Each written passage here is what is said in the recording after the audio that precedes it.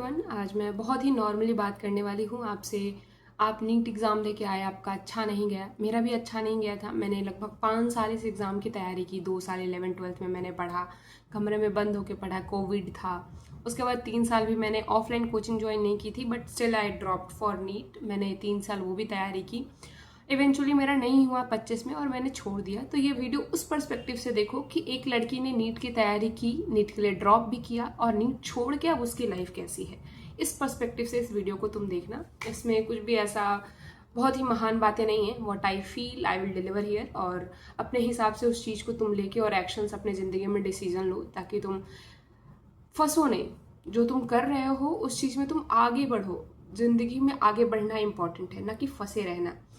तो मेरी कहानी थोड़ी सी शॉर्ट में बताना चाहूँगी। मैंने 11th 12th मैंने अपने 12th 22 में पास किया। उसके बाद मैंने 3 साल नीट के लिए ड्रॉप किया एंड मेरे मार्क्स जो है 24 में सबसे अच्छे आए थे, बट उसके बाद मेरे मार्क्स घट गए। 25 में मेरा एग्ज़ाम बहुत ही ख़राब चला गया था। रीज़न मैंने ऑलरेडी बता रखा, उतना डिस्कस नहीं करूँगी। बट नीट छोड़ने का डिसीज़न बहुत स्ट्रॉन्ग माइंडसेट से लेना ज़रूरी था मेरे लिए। मैंने उस चीज़ के लिए बहुत चीज़ों का सहारा लिया। मैं विपासना चली गई। मेडिटेशन सेंटर एक होता है जहाँ पे 10 दिनों के लिए 12-12 घंटे जो है मेडिटेशन कराया जाता है। सो मैंने ये डिसीज़न इसलिए लिया था कि मैं एक अच्छा कड़ा डिसीज़न ले पाऊँ अपने लिए एक दृढ़ संकल्प ले पाऊँ कि मुझे करना क्या है। आइदर मुझे ड्रॉप करना हो तो भी मैं उसके लिए किसी और का थॉट मेरे ऊपर ना जाए। इस चीज़ को लेकर के मैंने आगे बढ़ने का सोचा एंड मैं कहीं ना कहीं उस चीज़ में सक्सेसफुल भी हूँ। मैं 2-2.5 महीने तक बहुत ब्रेकडाउन्स हुए मुझे, मैं बहुत रोई। मैं जितना हो सकता था रोना धोना मैंने किया। तुम्हारे साथ सेम हो रहा होगा। तुम्हें लगेगा तुम वर्थलेस हो, और अभी भी मुझे भी लगता है। मैं 1 साल बाद हूँ फिर भी, बट मैं बताती हूँ 1 साल में क्या क्या चेंजेस हुए हैं।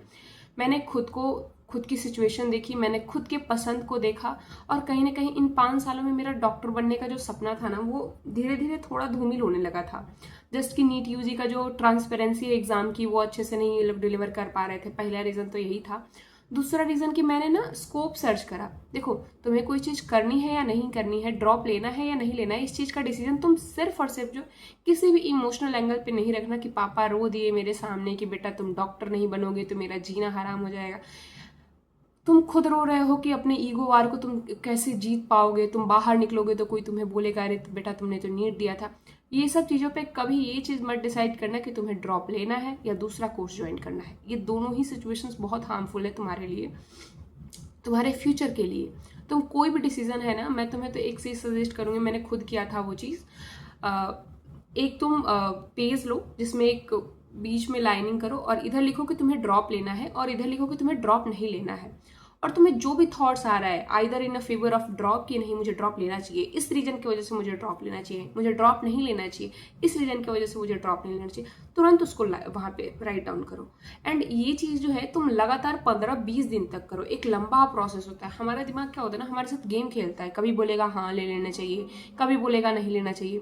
एंड 15-20 दिन के बाद जब उन सारे रीजंस को पढ़ोगे तो लॉजिकली डिसाइड करना कि what you have to do वाला चीज़ जो है ना, तुमको ऐसा लगता हो कि मैंने डिसाइड करा कि मुझे नीट नहीं करना है, बहुत लंबे टाइम मैंने लिया, मैंने डिसाइड किया, क्या मुझे अभी अफसोस नहीं होता है नीट ना करने का?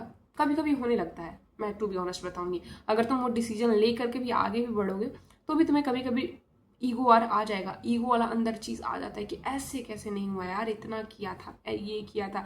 या तुम्हारे पेरेंट्स तुम्हें ताना देने लगेंगे तो तुम्हें ऐसा फील कराने लगेंगे वो कि तुम्हें 1 साल और कर लेना चाहिए ये वो। बट मैं तुम्हें बता रही हूँ 20s वाला जो 20 to 30 वाला जो तुम्हारा उम्र है ना, जो तुम टीन से अपने पूरा भरी जवानी वाला जीवन जो इसमें ड्रॉप ईयर में दे रहे हो, इससे ज़्यादा खतरनाक चीज़ें आगे हैं। स्कोप सर्च करो, देखो नीट यूजी में क्या, नीट यूजी करने के बाद क्या करना है हमें, जो हमारे एमबीबीएस ख़त्म होने के बाद क्या है, वहाँ पे सीट्स हैं कि नहीं।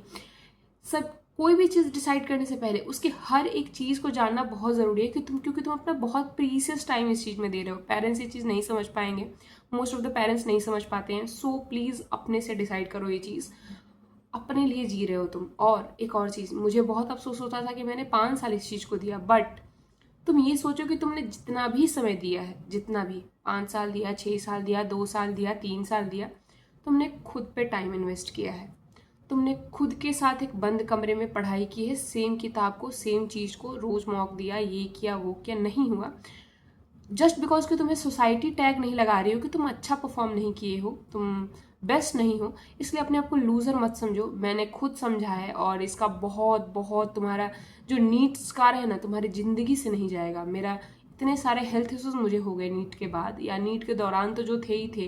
नीट ना होने का दर्द जो है वो मैं पूरे 1 साल में हील ही की हूँ। मैं ये चैनल भी खोली तो पूरे 1 साल की मेरी जर्नी देख सकते हो इस चैनल के through. Still I will suggest कि तुम क्या फील कर रहे हो उस चीज़ पे स्ट्रांगली डिसीजन लो। स्ट्रांगली मतलब माँ पापा का भी मत सुनो।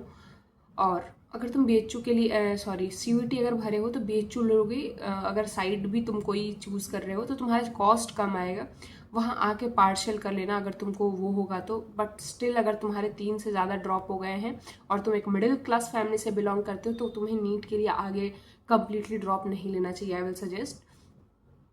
बट मैंने जो तरीका आपको बताया उस चीज़ को भी आप अपने जीवन में लागू करो, सो दैट देखो अल्टीमेटली तुम मैटर करते हो। मुझे जीवन में एक्सप्लोर भी करना था, मुझे बहुत पसंद है अलग अलग तरीके के मेडिटेशन वाले तरीके सीखना, कि ऐसे भी मेडिटेट करते हैं, वैसे भी मेडिटेट कर सकते हैं। मुझे योगा बहुत पसंद है, मुझे घूमना मतलब एक्सप्लोर करना, सोलो ट्रिप्स, नॉट कि फ्रेंड्स, मेरे फ्रेंड्स वाला जोन उस तरह का नहीं है। मुझे ये सारी चीज़ें पसंद है। मैंने 1 साल में बहुत खुद को हील किया है। मुझे बुक्स पढ़ना पसंद है। ये सारी चीज़ें मैं करते हुए अब मैं एक अलग फील्ड एक्सप्लोर कर रही हूँ। अब मैं तुम्हें बताना चाहूँगी कि तुम जहाँ पे स्टक किए हुए हो ना, बहुत हार्मफुल है ये चीज़। ऐसा नहीं है कि पेपर लीक और एग्जाम्स में नहीं हो रहा, सारे एग्जाम्स में हो रहा है धांधली। पूरा एजुकेशन सिस्टम हमारे साथ मजाक कर रहा है। लेकिन तुम ये सोचो कि इस मजाक में तुम अपना जीवन खो दोगे। तुम वो चीज़ एंजॉय नहीं कर पाओगे जिस चीज़ के लिए तुम ह्यूमंस बने हैं। हम बने हैं लाइफ को एक्सप्लोर करने के लिए। जो चीज़ हमारे आसपास है, जितना भी रिसोर्सेज है, उसको फुलेस्ट एंजॉय करने के लिए, खुश रहने के लिए हम बने हैं।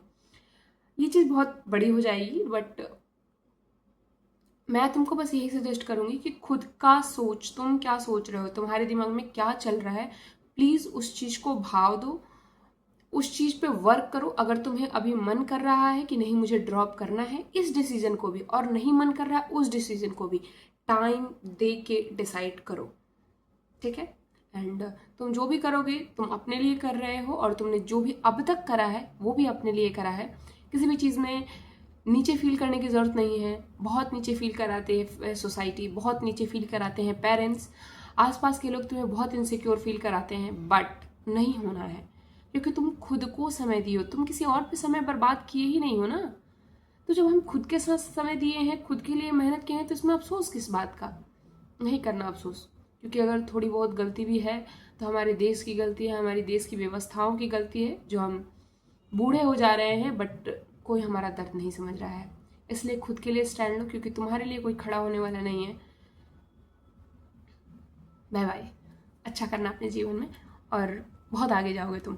खुद पे बस विश्वास रखना।